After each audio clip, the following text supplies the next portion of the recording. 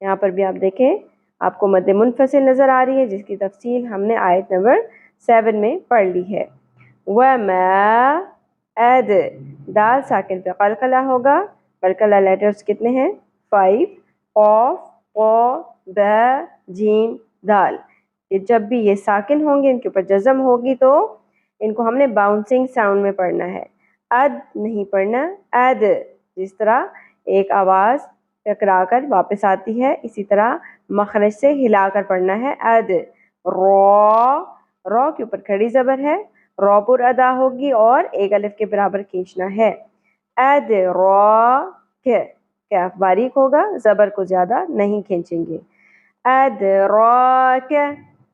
ما زبر کے ساتھ الف، حرف مدہ ایک الف کے برابر کھینچیں گے، ما نہیں پڑھنا، ما۔ سجین،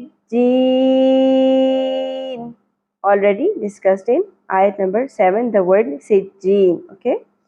میرے ساتھ ساتھ دہرائیے، وَمَا أَدْرَاكَ مَا سجین۔